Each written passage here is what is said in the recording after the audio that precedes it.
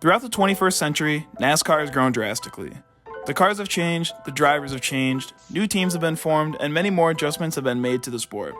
Yet one aspect of the sport makes it unique from other sports organizations in the world, and that is the diversity of NASCAR.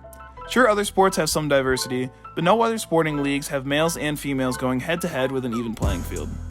The diversity of NASCAR has increased drastically over the 21st century, with drivers like Suarez, Wallace, Patrick, and many other up-and-coming racers trying to make their way to the top. Each of these drivers has a story and have opened up pathways for anyone to compete in NASCAR. The sport takes great pride in its diversity, and as a fan, I can say I do the same. This is how the sport of NASCAR has grown from just an American-based sport to one that is known around the world with all sorts of different drivers competing for the top of the pylon. NASCAR has had deep roots of women in racing. To find out when the first woman raced in NASCAR's top series, we have to go all the way back to 1949. Sarah Christian was the first female driver in NASCAR history. Only a year after the sport was founded in 1948, Christian started in 7 races in the 1949 season, including the season opener at Charlotte Motor Speedway. She had a best finish of 5th place that season at Heidelberg Raceway. Another well-known name would make an appearance in the NASCAR and IndyCar landscape quite a few years later. Janet Guthrie is a name that can still be heard today. Originally an aerospace engineer, Guthrie decided to take on racing after serving time as a flight instructor and aerospace engineer. She was invited to test out an IndyCar in 1976, and she started running hill climbs and Sports Car Club of America races. That year, she would also become the first woman to compete in a NASCAR Winston Cup race. In 1977, many records would be broken from Guthrie. She would become the first woman to qualify and compete in the Indianapolis 500 and would qualify for the Daytona 500 the same year. She would also record a personal best 6th place finish at Bristol in the Cup Series, a record that is still held today. In 1978, she would finish 9th in the Indianapolis 500 with a team she managed by herself. Although her career was somewhat short, she set the groundwork for many females in NASCAR, and the ball would soon start rolling.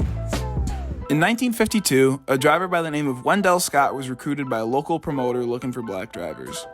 Scott had served in World War II and before being recruited was a taxi driver and hauled moonshine in West Virginia. On May 23, 1952, Scott would officially break the color barrier running his first race at the Danville Fairgrounds. Scott would win hundreds of short track races in the West Virginia region and would make his premier series debut at Piedmont International Fairgrounds in 1961. In 1963, Scott would win his only NASCAR race in a 100-mile race on a 1.5-mile track in Jacksonville. Unfortunately, Scott was denied the opportunity to celebrate in Victory Lane. NASCAR claimed that there was a scoring error, but many knew that Scott won the race without a doubt. Scott would go on to say that, "Everybody in the place knew I had won the race, but the promoters and NASCAR officials didn't want me out there kissing any beauty queens or accepting any awards." Despite this very unfortunate time in Scott's career, he would race in nearly 500 races from 1961 through the early 1970s. In 1986, Patty Moise would run her first race in the NASCAR Xfinity Series. She would run a total of 188 races in the series, including 5 in the NASCAR Cup Series. Her best career finish took place in the 1995 Humminbird Fish Finder 500K with a 7th place finish. Her team was bought out by Michael Waltrip Racing in 1998. Moise's 188 starts in the Xfinity Series kicked off a cascade of new drivers entering the sport. In 2004, Aaron Crocker earned the opportunity to drive for Ford's developmental program in the Truck Series, in which she would run 2 races. She would then run in the trucks for Evernham Motorsports, whose owner was Ray Evernham, Jeff Gordon's longtime crew chief. Interestingly enough, Crocker and Evernham would get married in 2009. Now back to the Truck Series. She would run races from 2005 to 2006, and then would have another 2 starts in 2008. In 2002, for the first time in nearly 30 years, a black driver was running full-time in one of NASCAR's 3 major series. Bill Lester had finally gotten his full-time ride in NASCAR, after running his first NASCAR race in 1999 at Watkins Glen. Lester would run a few more races in 2000 and 2001 before his full-time ride in the trucks. Lester would sign with Bill Davis Racing in 2004, driving the first ever Tundra in the series. He would run full-time for BDR, scoring multiple top 5 and top 10 finishes, including back-to-back poles at Kentucky and Kansas in 2005. By far, Lester's biggest accomplishment was his NASCAR Cup Series debut in 2006 at Atlanta Motor Speedway. He would run another race at Michigan in June of that year, and despite not having the best finishing performances, it was still a huge milestone for NASCAR. A year later in 2007, another NASCAR driver with a very diverse background would start in the Cup Series. His name? Juan Pablo Montoya. The Colombian had set milestones in every aspect of racing. From winning the Indy 500, Monaco Grand Prix, and 24 Hours of Daytona, Montoya had seemingly done it all. Yet one racing organization he had not competed in yet was the NASCAR Cup Series. In his rookie campaign in 2007, Montoya would start out hot, winning at Sonoma of that year. He would go winless in 2008 and 2009, but would be back in 2010, winning at Watkins Glen. Unfortunately for Juan, 2010 was Chip Ganassi's best year with his teammate Jamie McMurray winning 3 races. The next year, Casey Kane would call him out on it. Last year when his cars were really, really good and Jamie McMurray was the man, Juan still couldn't win a race. It shows about what he can do in NASCAR anyways. Montoya would run until 2014, and a year later be back in IndyCar winning the 2015 Indianapolis 500. Another road course specialist would make his way into the racing landscape in 2008. Australia's Marcus Ambrose was known for his racing in the Australian V8 Supercar Series. He would win 2 championships in 2003 and 2004 before switching to the Cup Series.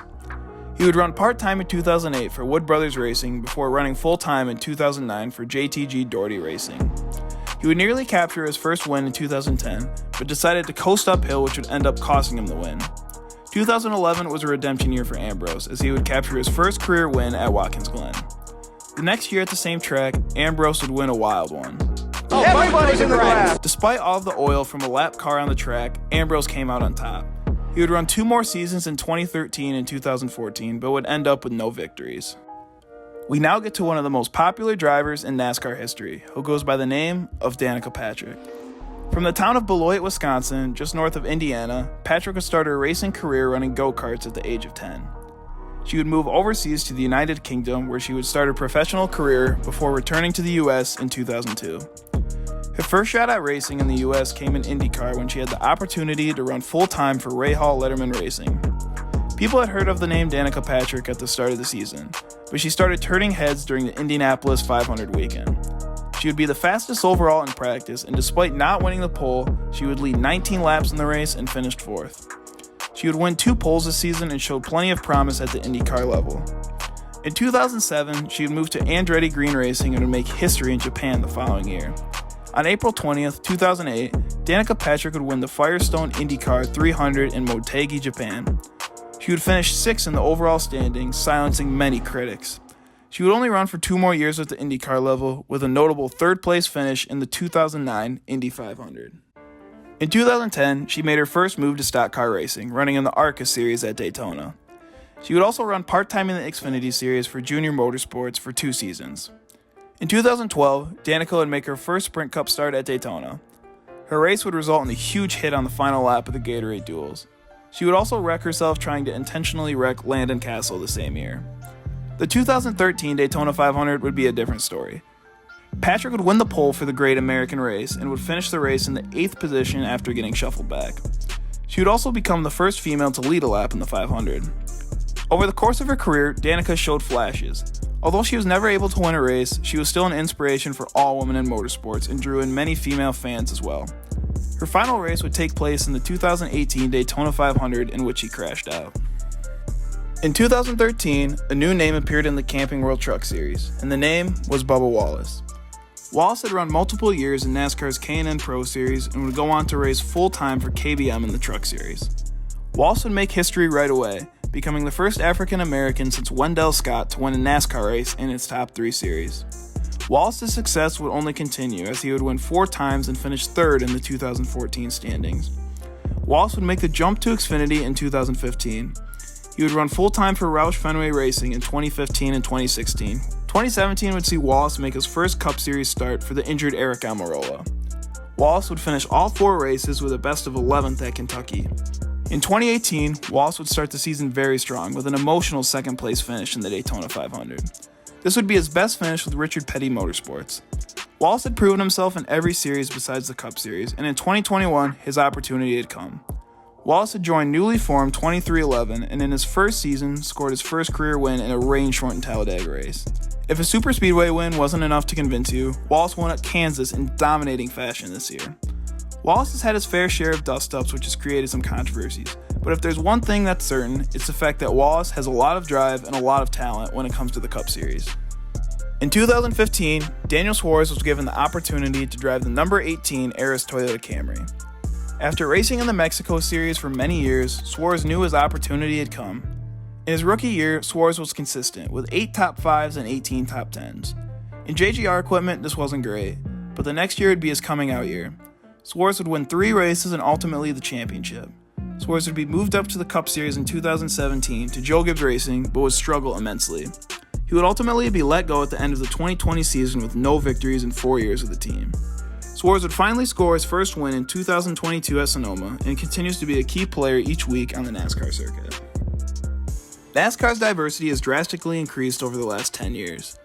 Many up-and-comers like Tony Breidinger and Rajah Caruth are both examples of this. A lot of drivers have been inspired by the drivers mentioned in this video, and NASCAR's diversity looks like it's only going to grow. I hope you guys enjoyed this video, and if you did, make sure to like and subscribe. I've been very busy with college and apologize for the lack of uploads, but once I get it scheduled down, I'll finally be able to get back on a week-to-week basis. Thank you guys so much for watching, and I hope you guys enjoyed this video.